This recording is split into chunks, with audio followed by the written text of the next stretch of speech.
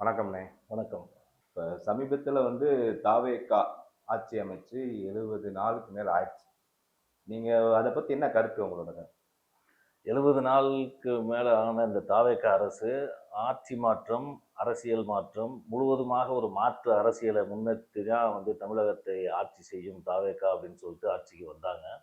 அது இன்னொரு திராவிட முன்னேற்ற கழகமா, இன்னொரு அண்ணா திராவிட முன்னேற்ற கழகமா, ஒரு பாரதிய ஜனதா கட்சியோ, காங்கிரஸ் கட்சியோ அது போலவே தான் ஆட்சி அமைச்சுக்கிட்டு இருக்கு. இப்ப 70 நாள் ஆச்சு. 40 நாள் அது நிறைவடைந்தது வரைய 26 படுகொலைகள் நடந்திருக்கு. 13 பேர பாலியல் வன்கொடுமை நடந்திருக்கு. பெண்களுக்கு உண்டான இது நடந்திருக்கு.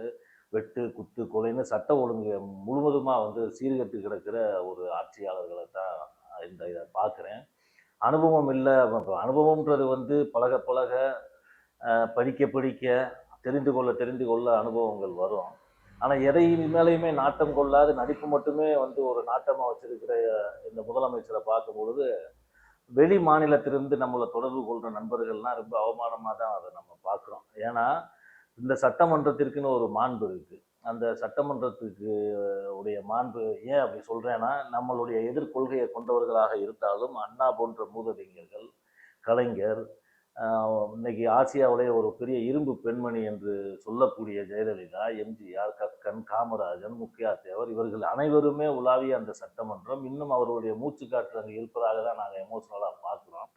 அப்படிப்பட்ட அந்த மாண்புமிக்க அந்த சட்டமன்றத்தில் ஒரு கோமாளித்தனம் பண்ணுற ஒரு முதலமைச்சரை தான் இப்போ நம்ம பார்க்குறோம். அதனால ஒரு இந்த அரசை இனி பார்ப்போம். 6 மாதம்ன்றாங்க. ஆனால் சட்ட ஒழுங்குக்கு 6 மாதம் கொடுக்குற அளவுக்கு நம்ம தற்குறிகளாக இருக்க முடியாது. சட்ட ஒழுங்கு பிரச்சனையை பற்றி சட்ட ஒழுங்கு தொடர்ச்சியாக அந்த மாதிரியான சீர்கேடுகள் வரும்போது இந்த அரசை எதிர்த்து நம்ம போராட வேண்டியது. இப்ப விஜய் அவர்கள் சட்டமன்றத்துல நடந்ததை நீங்க பார்த்துருப்பீங்க. சரிங்களா? இதோட கருத்து என்ன உங்களோட? அதுதான் சொன்னேன்ல, நான் முன்பே சொன்னது போல தான் சட்டமன்றத்திற்கு ஒரு பெரிய மாண்பு இருக்கு. அது பகைமையை பாராட்டும் அளவிற்கு முதலமைச்சர் நடந்து கொள்ளணும். அதுதான் அந்த மாண்புடைய உச்சமே. இவர் குளத்தூர்ல ஸ்டாலின் தோக்குறாரு. தோற்பதும் ஜெயிப்பதும் ஒரு பெரிய விஷயம்லாம் கிடையாது. மக்கள் யாரை ஆதரிக்கிறானோ அவன் கையில அதிகாரத்தை கொடுக்க. இன்னைக்கு உங்களை ஆதரிச்சு உங்க கையில அதிகாரத்தை கொடுக்கலாம். பல பெரிய பெரிய ராஜ்யங்கள்லாம் வீழ்ந்திருக்கு தமிழ்நாட்டில். ஒன்றும் நீங்க வந்திருக்கீங்க, இன்னும் அதை பத்தி உங்களுக்கு தெரியாது. ஆனால் தமிழக வரலாறே உங்களுக்கு தெரியாது. தமிழ்நாட்டில் எத்தனை நதி ஓடுதுன்னு தெரியாது. தமிழகத்துடைய மூதாதைகள் தெரியாது. நீங்க வச்சிருக்க கொள்கை தலைவராக இருக்கிற அஞ்சலை அம்மாவை தெரியாது. வீரவேலு நாச்சியுடைய வரலாறு உங்களுக்கு தெரிஞ்சிருக்கிற வாய்ப்பு கிடையாது. ஆனா சட்டமன்றத்திற்குன்னு ஒரு மாண்பு இருக்கு. முதலமைச்சரா நீங்க பதவி ஏற்றதுக்கு அப்புறம் குறைந்தபட்சம் அந்த மாண்பு என்னன்றதையாவது ஒரு மூத்த சட்டமன்ற உறுப்பினர்கள்கிட்ட கேட்டு தெரிஞ்சுக்கிறணும்.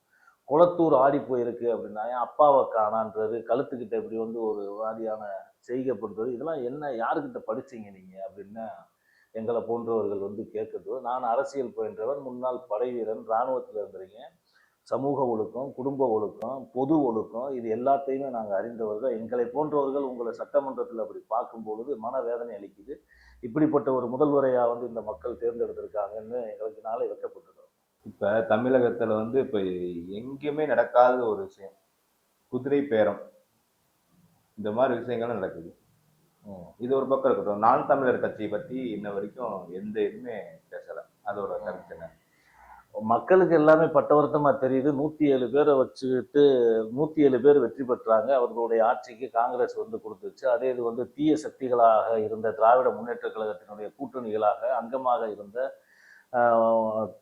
விசிகா, மற்ற பிற கட்சிகள் அங்கே இருந்தது ஃபுல்லாக அப்படியே இங்கே வந்துச்சு. அதான் வாஷிங் மிஷின் கட்சின்றது மாதிரி சொல்கிறேன். இங்கே நல்ல சக்திகளாக மாறினாங்க அப்படின்ற மாதிரியான ஆட்சிகள்லாம் அவங்க அமைச்சிட்டாங்க. இப்போ இதில் என்ன நம்ம சொல்ல வேண்டியது இருக்குது, இது இப்போ தாவேகாவா அல்லது அதிமுகவா அல்லது டிஎம்கேவா அல்லது காங்கிரஸா அப்படின்றதே நம்மளுக்கு தெரியல. பேர் வச்சுருக்காங்க தமிழக வெற்றி கழகம்னு. வர்றவங்களை ஃபுல்லாக இணைச்சிக்கிட்டே இருந்தால் அப்போ இது இன்னொரு அதிமுக. நான் அதே முதவே சொன்னேன், தாவேக்கான்றது ஆட்சி மாற்றத்தெல்லாம் கொடுக்கல. இன்னொரு திராவிட முன்னேற்ற கழகத்துடைய ஆட்சியவும் இன்னொரு அண்ணா திராவிட முன்னேற்ற கழகத்துடைய ஆட்சியவுமே அது கொடுக்குது. இது என்ன மக்களே அப்பட்டமாக பார்க்குறாங்க. இதில் குதிரை பேரம்னு ஒருத்தர் குட்கா கடத்தினவர், இன்னொருத்தர் பான்பராக கடத்தினவர். அவர் அங்கே வந்த பின்னாடி நல்ல மனிதராக மாறிடுறாரு. இப்படி பல ஊழல் சக்திகளாக இருக்கிறார்கள்னு விமர்சனம் செய்த இதே இந்த தாவேகா அரசு இவர்கள்ட்ட இவங்க சேர்ந்த பின்னாடி நல்ல சக்தியா எப்படி மாறினாங்கன்ற அந்த அந்த ரகசியத்தை பொதுமக்களுக்கு சொன்னாங்கன்னா நல்லா இருக்கும். அந்த ரகசியத்துடைய பின்புலம் என்னன்னா அதான் குதிரை பேரம். இந்த நேம் இட் செல்ஃப் இண்டிகேட்டடு குதிரை பேரம், அவ்வளவு. அதான் அந்த ரகசியம். ஊழல் ஊழல்னு சொல்கிறோம். அது இருக்குல்ல, இது ஆட்சி நாங்கள் வந்த பிறகு இந்த ஊழல்லாம் நாங்கள் ஒழிச்சிருவோம். சமீபத்தில் பழனியில் 100 கோடி ரூபாய் மதிப்புள்ள ஒரு நிலம், இது வந்து அமைச்சருக்கு தெரியாமல் நடந்திருக்குமா? இதோட கருத்து என்ன? அது என்னன்னு கேட்டீங்கன்னா, நான் ஊழல் நிறைந்த அரசு, அந்த அரசை அகற்றணும்னு சொல்ற எந்த அயோக்கிய பணியும் நான் நம்புறதில்லை. இதே மாதிரி தான் அண்ணா ஹசாரேன்னு ஒரு பெரிய மனுஷன் வந்து ஜந்தர் மந்திர் டெல்லியில் உட்காந்து ஞாபகம் இருக்கா? இன்னைக்கு எங்க இருக்காப்புல இருந்தாலும் ஊழல் ஊழல் மட்டும்தான் அவன் பிரச்சனை. அன்னைக்கு காங்கிரஸ் செஞ்ச அட்டூழியங்கள், காங்கிரஸ் செஞ்ச அநியாயங்கள், மக்களுக்கு எதிரான எந்த இதையுமே பேசாத அந்த அண்ணா ஹசாரே வெறும் ஊழல்ன்ற ஒற்றை வார்த்தையில நின்று பாரதிய ஜனதாவை வந்து அரியணை ஏற்றிட்டு ஓடி போனாப்புல. அதே இதுதான் இங்க நடக்குது. ஊழலை ஒழிக்கணும்னா நானும் நீனும் மாறணும். நீ என்ன ஒழிக்க போற? உன்னுடைய மந்திரி ரமேஷ் 100 கோடி ரூபாய் இந்த பழனியில போட்டு விட்டு போயிட்டான்னு சொல்றானே, அதுக்கு என்ன செய்ய சொல்ற? ஊழலை ஒழிக்கிறதுக்கு வந்து அதிமுகவில் உள்ள பழைய மந்திரிகளை தூக்கி நீ தாவைக்கால வச்சுட்டா ஊழல் ஒழிஞ்சிருமா? உன் கட்சியில எத்தனை பேர் இருக்காங்க? செங்கோட்டையனுடைய வரலாறு தெரியுமா? அண்ணா திராவிட முன்னேற்ற கழகத்துல செங்கோட்டையனுடைய வரலாறு என்ன? நீ உங்ககிட்ட வந்த உடனே வந்து வந்தால் மாறிட்டாரா? வருஷத்துக்கு 4 கட்சி மாறுற ஆதவ அர்ஜுனாவுடைய பின்னணி என்ன? அவர் யாரு? ஊழல் ஒழிஞ்சிருமா ஆதவ அர்ஜுனாவை பக்கத்துல வச்சா? இப்ப வந்து அரசு வழக்கறிஞர்களுடைய நியமனத்துல 80 கோடி ரூபாய் வந்து ஊழல்னு சொல்லிட்டு இப்ப செய்திகள் வெளியாகுது. புஷி ஆனந்த் என்ன பண்ண போற? நீ என்ன ஊழல் ஒழிக்க போற? 70 நாள்ல வந்துட்டு ஆட்சியை நடத்துப்பா. ஏன்னா அது என்னது, சிங்கப்பெண் அந்த பெண் இந்த பெண்ணுன்னு சொல்லி போட்டு நீங்க பண்ண வேலை. போலீஸ் ஸ்டேஷன்ல ஆள் இல்லை. ஒரு போலீஸ் ஸ்டேஷன்ல 10 பேர் டெப்யூட் பண்ணியிருக்கேன் அப்படின்னா அதுல இருந்து 2 பேரை எடுத்து சிங்கப்பெண்ல போட்டா 8 பேர் தானே இருக்காங்க. இப்ப உன்னுடைய சட்ட ஒழுங்கு சீரழிஞ்சதுக்கு காரணம் அதுதான். இதே கருப்பட்டியில வந்து ஒரு பஸ் ஓட்டுற டிரைவரை ஒருத்தர் வெட்டிவிட்டான். அவனை பிடிக்கிறதுக்கு 10 நாள் ஆகுதுன்னு சொன்னா அது எதுக்கு? என்ன காரணம்? உங்ககிட்ட போலீஸ்காரன் இல்லை, அதுக்கு என்ன காரணம்? சிங்கப்பெண்ணுன்னு சொல்லிட்டு இங்க இருக்கிறவங்களை தூக்கி அங்க போட்ட. சிங்கப்பெண்ணுன்ற ஒரு படையை நீ உருவாக்குறியா? நல்லது, நாங்களும் தான் நெய்தல் படை உருவாக்க போறோம்னு நாங்க வந்தா உருவாக்குவோம், அது ஓகே. அதுக்கு தனிய ஆளை ரெக்ரூட் பண்ணி அவங்களுக்கு ட்ரெயின் பண்ணி போடுவியா? இருக்கிற 10 பேர் ஒருத்தர் ஸ்டேஷன்ல இருந்தானா அதுல 5 பேர் எடுத்து சிங்கப்பெண்ல போயிட்டு 5 பேர் உட்காந்து அவனும் மனுஷன் தானே போலீஸ்காரன். நீ எப்படி ஊழலை ஒழிக்க போற? சும்மா விளையாட்டுத்தனம். இது சினிமா இல்லை தம்பி, சினிமா கிடையாது. இது வந்து சட்டசபை. மக்கள் உங்ககிட்ட அதிகாரத்தை கொடுத்துருக்கான். அந்த அதிகாரம் ரொம்ப வலிமையானது. அது மக்களுக்கு நல்லதும் செய்யலாம், மக்களுக்கு எதிராகவும் அந்த அதிகாரத்தை நீ திருப்பலாம். அதை தான் நீங்க செஞ்சுக்கிட்டு இருக்கிறீங்க. இது தவறானது. அதனாலதான் ஊழலை சொல்லி ஆட்சிக்கு வர்ற எந்த அரசியல் தலைவரையும் நான் துளி கூட மதிப்பதில்லை. அது வந்து ஒரு ஃபேக், ஒரு ஃப்ராடு. கரூர்ல நடந்த சம்பவம் பற்றி கேள்விப்பட்டிருக்கீங்க. இப்போ சமீபத்தில் கூட கரூரில் போய் தாவேகா தலைவர் முதலமைச்சர் விஜய் போய் பேசினாங்க. பேசிட்டு அந்த இறந்தவங்க குடும்பத்திற்கு வந்து கவர்மெண்ட், அதாவது அரசு வேலை, இதை பற்றி இப்போ அறிவிச்சிருக்காரு. இதை பற்றி நீங்கள் என்ன நினைக்கிறீங்க? 41 பேரை இழந்தப்ப அது ஒரு பெரிய துயர சம்பவம். அது இன்னமும் எங்களை வந்து பாதிச்சுக்கிட்டு தான் இருக்கு. ஏன்னா அந்த களத்துக்கு நேரடியாக நான் அண்ணன் எல்லா பேருமே போய் ஒவ்வொருத்தரையும் பார்த்தோம். ஒரு குழந்தையெல்லாம் 1 முழம் தான் இருந்துச்சு. அந்த பிள்ளை அப்படி மிதிப்பட்டு நசுங்கி செத்து போச்சு. அதை பார்க்க கூட முடியல, அவ்வளோ தூரம் கண்கலங்கி இருந்தான். அதுக்கு வந்து ஒரு 72 நாள் தலைமறைவாக இருந்தார் நேற்றைய விஜய், இன்றைய ஜோசப் விஜய். புரியுதா? முதலமைச்சர். அதுக்கப்புறம் வந்து என்னத்தையோ வீடியோ போட்டார். அன்னைக்கு வந்து நிருபர்கள்லாம் அவர்கிட்ட வந்து என்னதான் நடந்துச்சு என்னன்னு சொல்லுங்கன்றப்ப புறமுதுகு காட்டி ஓடி போனார். இப்போ அதிகாரம் கைக்கு வந்த பின்னாடி இறந்தவர்களுக்கு அரசு வேலை அப்படின்னு சொல்றது வந்து இது எப்படி வந்து சரியா இருக்கும் அப்படின்றத வந்து நீங்களே சொல்லுங்க. இன்னொன்று வந்து அரசு வேலையை நீ உன்னை பார்க்க வந்து அன்னைக்கு நீங்க வந்து நடிகர் தான். ஒரு நடிகரை பார்க்க வந்து மிடிபட்டு செத்தவங்களுக்கு அரசு வேலை. நாங்க முழுவதுமா அதை எதிர்க்கிறோம். ஏன்னா இதே வந்து திருச்சி பக்கத்துல ஒரு கிராமத்துல வந்து கள்ளச்சாராயம் குடிச்சு இறந்தவனுக்கு 10 லட்சம் ரூபாய் கொடுத்த ஸ்டாலின் அரசை எதிர்த்தது நாம் தமிழர் கட்சி. குடிச்சிட்டு செத்ததுக்கு வந்து கொடுக்குற மிலிட்ரியில போய் அவன் வந்து செத்து போறான்னு அவனுக்கு இந்த அரசு என்ன செஞ்சுச்சுன்னு கேள்வி கேட்டோம். முழுவதுமா வந்து இந்த 41 பேருக்கு ஒரு 37 பேருக்கு வேலை கொடுத்துருக்காங்கன்னு நினைக்கிறேன். இது எப்படி வந்து மக்கள் பாக்குறாங்க அப்படின்னா, அரசு வேலை அப்படின்றது வந்து ஒரு பெரிய கனவா வந்து இப்போ இருக்கும் மக்கள், சாதாரண ஒரு பொது ஜனங்களுக்கு. அவங்க வந்து அரசு வேலை கிடைக்கணும்னா இப்படி கூட்டம் கும்பல்ல போய் மிதிப்பட்டு செத்து போனா அரசு வேலை கிடைக்குமான்ற மன இதுக்கு வந்துடுறாங்க. அங்க ராப்பகலா கண் விழிச்சு படிச்சு அங்க பரீட்சை எழுதுறவருக்கு அரசு வேலை இல்லை. உன்னை பார்க்க வந்து செத்து போனவங்களுக்கு அரசு வேலைன்னா இது வந்து ஒரு கேலி கூத்து, நகைச்சுவையா இல்லையா? ரைட்டு. அன்னைக்கு போயிட்டு வந்து நீ அந்த 37 பேர்த்துக்கு அந்த வேலைக்கான ஆணையை கொடுக்கறதுக்கு அங்க போய் உங்களுடைய முதலமைச்சருடைய உரை என்பது என்னவா இருந்துச்சு? மேகதாது அணையோடைய பிரச்சனையை பத்தி ஏதாவது பேசுனீங்களாங்க? பெரியார் அணையில வந்து உங்களுடைய எம்எல்ஏ 132 அடியா 140 அடியா, அது எத்தனை அடி உயரம்னே தெரியாத ஒருத்தனை ஜெயிக்க வச்சிருக்கின்ற மக்கள், கூமுட்ட தற்குறி மக்கள். அவனுக்கு எத்தனை அடி இருக்குன்னே தெரியல. அவனை கூப்பிட்டு ஏதாவது வந்து பேசுனீங்களா? அது இத்தனை அடினா? அதான் நான் முதவே சொன்னேன், உங்களுக்கு முதல் நதிகள் எத்தனைன்னு தெரியாது, கிளை நதிகள் எத்தனைன்னு தெரியாது.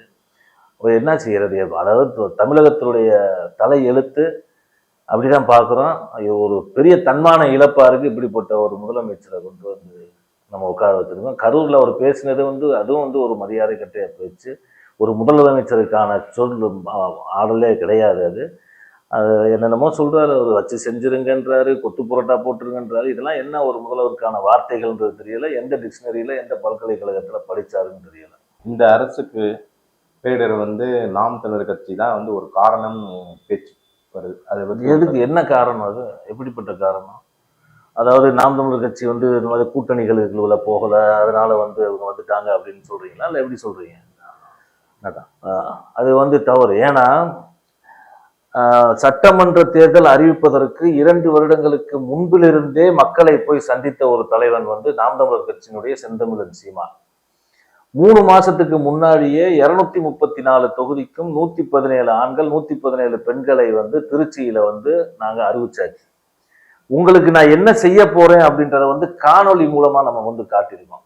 இதுவரை வந்து மண்டல பொருளாதாரம், கிளை பொருளாதாரம், தெரு பொருளாதாரம், இப்படி அதாவது ஒரு பொருளாதார அறிஞர்களே வந்து கேட்டிராத வார்த்தைகள்.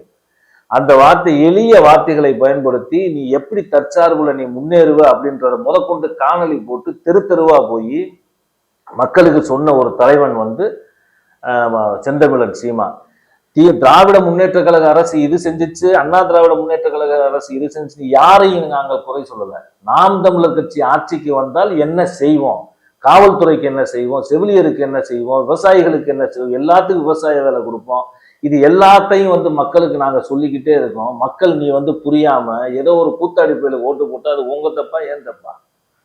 சீமானால வந்து இப்படிப்பட்ட ஒரு பேரிடர் வந்தது அப்படின்னு சொல்றது தவறு.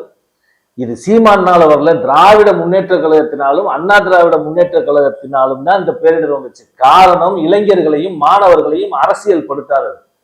அங்க வந்து மாணவர்களுடைய அமைப்புகளை வந்து காலி பண்ணதுக்கு கலைஞர் அவர்கள் அங்கிருந்தே அரசியல் அவனுக்கு கத்துக் கொடுக்கணும். எது நல்லது எது கெட்டதுன்றதை அறியா தற்குறிகள்னால வந்த பேரிடரை ஒழிய சீமானால் வந்த பேரிடர் அல்ல. ஏனென்றால் சீமானால் வந்த பேரிடர்னு சொல்ற நினைக்கிற மக்களுக்கு நாங்க வந்து தேர்தல் அறிக்கையாக வந்து ஒண்ணு கொடுத்தோம். தேர்தலுடைய வரைவு, நாங்கள் ஆட்சிக்கு வந்த அந்த புத்தகத்தை வாங்கி நீங்க படிச்சு பாருங்க. பெரிய பெரிய பொருளாதாரிகள் மேடைகள்லாம் வியந்து நின்றாங்க. அதுவும் கூட அது வந்து எங்களுக்கு எப்படி தோணுதுன்னா, இந்த கார்பரேட் அரசு தண்ணி இலவசமா கொடுப்போம், மருத்துவம் இலவசமா கொடுப்போம், கல்வி இலவசமா கொடுப்போம். இது 3மே இருக்கிறது கார்பரேட்டுகளுக்குனால. அந்த கார்பரேட்டுகளை எதிர்த்துட்டு அரசியல் செஞ்சமே வழிய ஸ்டாலினை எதிர்த்தோ, ஒரு பேர் என்னது எடப்பாடி பழனிசாமி எதிர்த்தோ, யாரை எதிர்த்தோம் சொல்ல நாங்க அரசியல் பண்ணல. அப்போ வந்து இந்த பேரிடருக்கான காரணம், முதல் காரணம் தமிழகத்தினுடைய மக்கள். என்னுடைய பேர குழந்தை இந்த ஓட்டு போட சொல்லி சொன்னான் தெரியுமா, அவன் தான் இன்னைக்கு அழுதுகிட்டு இருக்கான். இந்த பேரிடருக்கு காரணம் அவர்கள் தான். தன்னுடைய பேர குழந்தைகள் சொல்கின்ற அந்த மழலை மொழி பேசுகின்ற அந்த குழந்தைகள் சொல்கின்ற பேச்சை அப்படியே கேட்டு ஓட்டு போட்ட முட்டாப்பைய மக்கள் தான் வந்து காரணமே ஒழிய நாம் தமிழர் கட்சியில சீமான் காரணம் கிடையாது. நாம் தமிழர் கட்சியிலிருந்து மாநில நிர்வாகிகள்லாம் வெளியேறதா கொஞ்சம் கேள்விப்பட்டேன், அது ஒரு கருத்து. 2009 24 நாடுகள் சேர்ந்து ஈழ போராட்டத்தை கொன்றொழித்தது. அங்கு புலிக்கொடி இறக்கப்பட்டதாக மாறுதட்டினாங்க. பிரபாகரன் கொன்றொழிக்கப்பட்டதாக வந்து அறிவிப்பு வந்துச்சு. அங்கு புலிக்கொடி இறங்கிய அதே நேரத்தில் தமிழகத்தில் ஒரு புலிக்கொடியை உயர்த்தி பிடித்த ஒரு பெரும் புரட்சியாளனாக தான் எங்க அண்ணன் செந்தமிழன் சீமானை நாங்க பார்க்கிறோம். 2009 42 பேரை கொண்டு ஒரு இயக்கமாக தொடங்கிய இந்த கட்சி 2010 மே 18 வந்து அரசியல் கட்சியாக மாறி தேர்தல் கிளம்புறாங்க. அதுல இருந்து 1%, 2%, 3%, 4% வந்து 40 லட்சம் மக்களுக்கு வந்து கருத்தியலையும் சித்தாந்தத்தையும் போதித்து உயர்ந்து 8.22% வாங்கி பாராளுமன்றத்தில் வந்து தமிழகத்தில் 3வது பெரிய கட்சி, என்னிடம் 8.22% வாக்கு இருக்கிறது சொல்லக்கூடிய தைரியமும் திராணியும் உள்ள ஒரு கட்சி நாம் தமிழர் கட்சி. இந்த கட்சியில இன்னைக்கு வருவாங்க, போவாங்க அப்படின்றது தான் அண்ணனுடைய ஒரு ஒரு கருத்து. ஒரு கோட்பாடு என்னன்னா, சென்றவர் போக நின்றவர் களமாடுவோம் அப்படின்னு சொல்லி. ஆனா போனவங்களும் எங்களுடைய அண்ணன் தம்பிகள் தான். அவங்க எதுக்காக போறாங்க அப்படின்றது வந்து, இது வந்து கொள்கை கோட்பாடு உள்ள ஒரு கட்சி. சுயநலம் எதையோ எதிர்பார்த்து அப்படி இருக்கிறவங்க வந்து இங்க நிலையா நிற்கிறதுக்கு கொஞ்சம் கடினம் தான் இது. ஏன்னா ஒரு போராட்ட காலத்துல சாப்பிடாம கொள்ளாம ஒரு எங்கிட்டாவது ஒரு 1க்கு 2க்கு போகிறதுக்கு கூட வந்து ரொம்ப கஷ்டப்பட்டு போற ஒரு ஒரு கூட்டம் தான் எங்களுடைய அண்ணன் தம்பிகள், அக்கா தங்கச்சிகள் எல்லாமே. போறவங்க சொல்லிட்டு போற வார்த்தை, இந்த கட்சியினால ரொம்ப இழந்துட்டோம்னு. ஒரு நாள் ஒரு பொழுதும் சீமான் என்ன இழந்தாருன்னு அவங்களுக்கு தெரியுமா இல்லையான்றது அவங்களுக்கு தெரியல. ஏன் நான் வந்து அவர் கூடவே இருக்கிறதுனால நான் பார்த்தது, அவர் இழந்தது தூக்கத்தை இழக்கிறாரு, உணவை இழக்கிறாரு. இதுக்கு முன்னாடி ஒரு பெரிய இயக்குனராக இருந்தவர். 2-3 படங்கள் வந்து நல்ல புகழ்பெற்ற படங்கள் எடுத்தவர். பெரிய பெரிய இயக்குனர்களுக்கு உதவியாளராக இருந்தவர். கோடிகளில் புரளக்கூடிய அந்த வியாபாரம் அது. அதையெல்லாம் விட்டுட்டு தெருக்கோடியில் நிற்கிற இந்த ஜனங்களுக்காக தினம் தினம் வந்து வீதியில போராடும் பொழுது அவர் தன்னுடைய இளமையை இழந்திருக்காரு, தன்னுடைய குடும்ப மகிழ்வை இழந்திருக்காரு. குழந்தை குட்டிகளை அன்றாடம் தினமும் பார்க்கக்கூடிய ஒரு சாதாரண தகப்பனா அவர் இல்லை. வெளியில போனா 10 நாள் கழிச்சு வர்றாரு. இவ்வளவு பெரிய இழப்பை சீமானும் செய்திருக்கிறார் என்பதை போன தம்பிகள், தங்கைகள், அண்ணன்கள், தம்பிகள் நினைத்து பார்க்கணும். யாரும் ஒரு வரியில நான் அவ்வளவு இழந்துட்டேன் இவ்வளவு இழந்துட்டேன்னு எதையும் இவர் இழக்க சொல்லல. ஈவன் என்னை பொறுத்தளவு நான் வேலையை விட்டு வரப்போறேன்னா, கட்சியில இருந்து செயல்பட போறேன்னா, என்னை வேணான்னு சொன்னவர் தான் அண்ணன். வேணாம், வேலையில தொடருன்னு சொன்னவர். அவருக்கு தெரியாம தான் நான் எழுதி கொடுத்துட்டு வந்தேன். அதனால நீ வா, எல்லாத்தையும் இழந்துரு வா அப்படின்னு கூப்பிடக்கூடிய மனிதர் அல்ல அவரு. மாண்புமிக்க மனிதர், நல்ல மனிதர். அப்படிப்பட்ட ஒரு மனிதரை பார்ப்பது வந்து அரிது. ஏன்னா எல்லாரிடமும் சந்தேகப்பட்டோம்னா யாரிடம் அன்பு செலுத்துவது, அனைவரிடமும் பகமை பாராட்டினோம்னா யார்கிட்ட அன்பு செலுத்துவன்ற கோட்பாடை கொண்டு வரவர். ஏன்னா அவர்கிட்ட ரொம்ப நான் அருகில் இருந்து பார்த்துருக்கேன். அப்படிப்பட்ட ஒரு மனிதர் வந்து இந்த வீழ்ந்து கிடக்கிற இந்த இனத்திற்காக ஒரு தன்னுடைய வாழ்க்கையை தொலைத்து வந்து போராட்ட களத்தில் நின்று தினம் தினம் உழைச்சிக்கிட்டு இருக்கிறவரை வந்து யாரும் இது பண்ண. ஆனால் பிடிக்கல அப்படின்னா போறாங்க, போகட்டும். ஆனால் போறவங்க வருவாங்கன்னு நாங்கள் நம்மள மாதிரி ஆள்கள் வந்து எதிர்பார்த்து தான் இருப்போம். போங்க, ஒன்றும் சொல்ல. போகும்போது எங்களை காயப்படுத்தாம போங்க. ஏன்னா இது நாள் வரை எங்களோட உட்காந்து சாப்பிட்டுட்டு அந்த இலையும் கிழிச்சு போடாம உங்க பாட்டுக்கு போங்க. வேற ஒன்றும் இல்லை. அப்படி போறவங்களை நம்ம என்ன செய்ய முடியும்? ஸ்டாலினும் நாம் தமிழர் கட்சி சீமானும் சந்திச்சதுக்கு அப்புறம் தான் வந்து உங்க கட்சியில இருந்து வந்து மாநில தலைவர்கள்லாம் வெளியே போறதா வந்து சொல்றாங்க. அதோட கருத்து என்ன? இல்லை, அப்படிலாம் ஒன்றும் கிடையாது. இப்போ வந்து ஒரு கட்சியில வந்து இது ஒரு அரசியல் தீண்டாமை அப்படின்றது மாதிரி ஆயிடும். அப்படி கிடையாது.